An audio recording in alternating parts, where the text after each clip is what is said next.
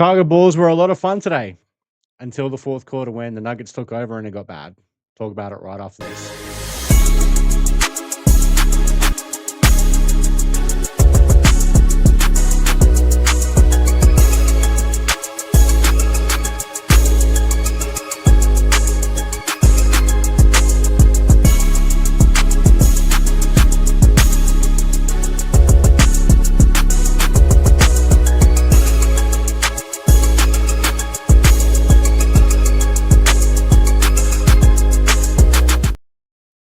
Going on, Bulls fans? Welcome back to another episode of A Whole Lot of Bull. I'm Troy. Follow me on Twitter at Bulls_Troy, but more importantly, you follow the show at A Whole Lot of Bull. So, our Bulls go up against the Denver Nuggets today. We all know it's Denver, Nikola Jokic, championship caliber team.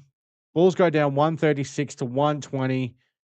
And for three quarters, this was a very, very fun game by the Chicago Bulls. The Bulls were even had like a 7-8 point lead at one stage in this game. Actually, the biggest lead was 9 for the Chicago Bulls in this game. But ultimately, in the end, the Denver Nuggets just proved why they're a championship contender and took over. But this was a lot of fun for three quarters. Obviously seeing their home debut for the new guys, Ivan Simons starting again. Gershon Yabusele starting at the center in this game with Nick Richards. He's playing his first game for the Chicago Bulls. And there was a lot, Colin Sexton playing his first game for the Bulls. Now, Colin Sexton, he's a player I said right from the start, I don't want on the Chicago Bulls team. He's annoying. Like I've never really liked him. He's annoying as fuck. As this game wore on, I think he was kind of proving to be one of those guys that you hate when he's on the opposition team, but you love him when he's on your team because he was good. He was good and he was fun today. Yeah, Martis Buzelis leading the way for the Chicago Bulls with 21 points, 8 boards, 3 assists. Had a very efficient game in this one as well. 7 of 13 overall from the field, 4 of 8 from beyond the arc, 3 of 4 at the free throw line. Gershon Yabusele, he was out there dropping some threes as well. He went 4 of 10 from beyond the arc, and all 4 of his makes from the in the game total were from behind the 3-point line.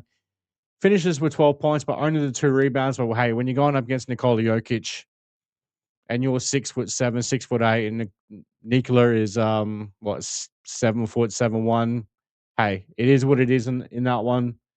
Jaden Ivey, he's struggling in this game. Like you can see that speed that people had thought he had lost from that injury. You can see in patches that it's absolutely there. I mean, there was sometimes he did some things. And I'm like, damn, this guy is quick. And the thing, if he actually has lost a step and he's still that quick, I mean, that's some good signs for the future as he recovers from that injury as well, and just gets to trust that leg more and more. Anthony Simons, this game, not the most efficient games, 15 points, 6 assists, 4 rebounds, but only 5 of 15 from the field, 3 of 10 from beyond the arc. He was getting up the shots. We know that Anthony Simons is definitely going to do that, but just wasn't an efficient game for him today. Isaac Okoro, 13 points. What we had, Bulls had 7 players in double figures in this game as well. So good spread out of the offense. Rob Dillingham made his debut for the Chicago Bulls. He was showing some things. 9 points, 4 assists, 3 boards, 3-7 from the field, 1 of 3 from beyond the arc. He showed some things. Nick Richards. Who would have thought your center actually attempting to play defense who would have thought that? Because that Nikola Vucevic never fucking did. Man, it was good to see, as much as Nikola Jokic dominated this game, he finished with another triple-double, 22 points, 14 rebounds, 17 assists. But you know what? It was good to see our centers actually putting in effort defensively rather than just, here's the rim. May I pull out your seat and serve your food to you? And then we saw from Nikola Vucevic. But Nick Richards in this game, 5 of 8 from the field, hit his only second career 3-pointer, 4 or 5 from the line, 15 points, 7 rebounds, 3 of those offensive. I mean, the Bulls actually end up with 12 offensive rebounds in this game as well. Held Denver to 11 offensive rebounds, which, hey, Bulls crashing the offensive boards. Love to see it. Who's Colin Sexton, 17 points, being an absolute pest out there, and 6 of 14 from the field, 1 of 5 from beyond the arc. Not efficient by any stretch of the imagination, but he made his presence known out there, and it was good to see. Overall, this was just a really fun game until the fourth quarter when the Denver Nuggets just completely took over. I mean, the Bulls had what are we looking at? Probably a 6 or 7 point lead at 3-quarter time, and the Denver Nuggets just opened the fourth quarter with a 20-2 run in the fourth quarter. It got ugly for the Bulls really quickly. So hey, fun bad. Compete for 3 quarters, tank the fourth quarter. Um, not just saying that the players tank the fourth quarter, of course. Like Denver Nuggets just ultimately just put their foot down and said enough of this. Your fun's over, Chicago, and we're going to show why we're a championship contender, and you're headed for the lottery. But yeah, Bulls had there was 10 lead changes in this game as well. So the Bulls definitely had during that first 3 quarters had some back and forth with Denver throwing punches, which was good to see. But hey, again, as I mentioned, Denver just took over in that fourth quarter. Turnovers were a bit high, but and the turnovers have been a problem for the Bulls all season long. But when this group of players are only playing their second game together, and some of them are only playing their first game, like Rob Dillingham, Nick Richards, Colin Sexton, Leonard Miller, who got in the final seconds or the final minute of the game. When these guys haven't played yet, you're expecting turnovers. We saw one.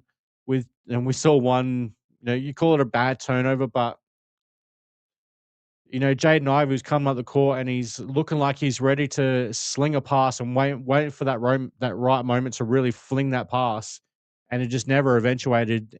And ultimately, he turned the ball over. Now, should he have just hung onto the ball and kept the dribble?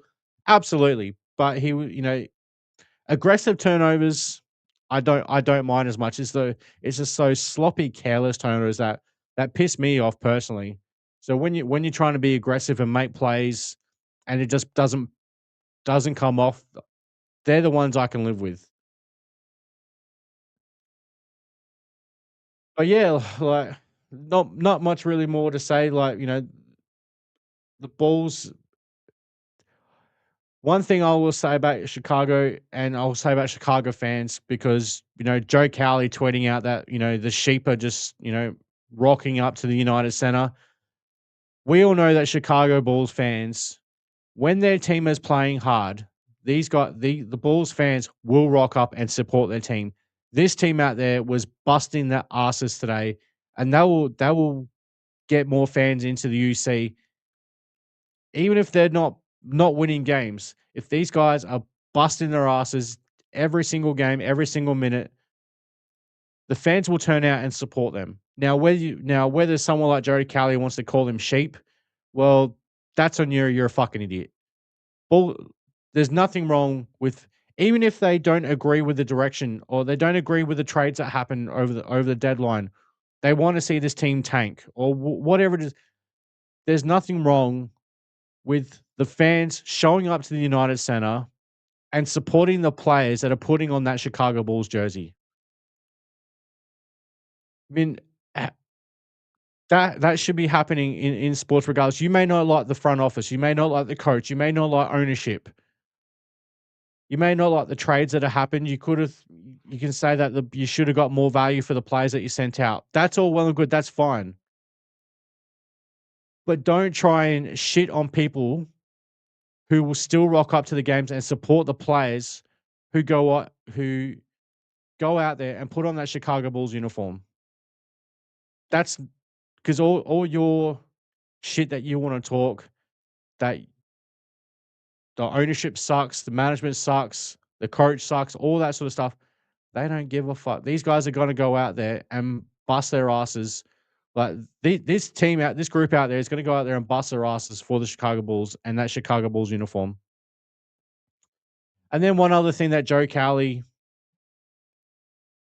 talking shit today claims he knows for a fact that Josh Giddey and Trey Jones are completely healthy and that the Bulls are deliberately holding them out because the front office wants to tank. And then apparently he asked Billy Donovan about it pregame, and then Billy Donovan gave him the politically correct answer and all that bullshit.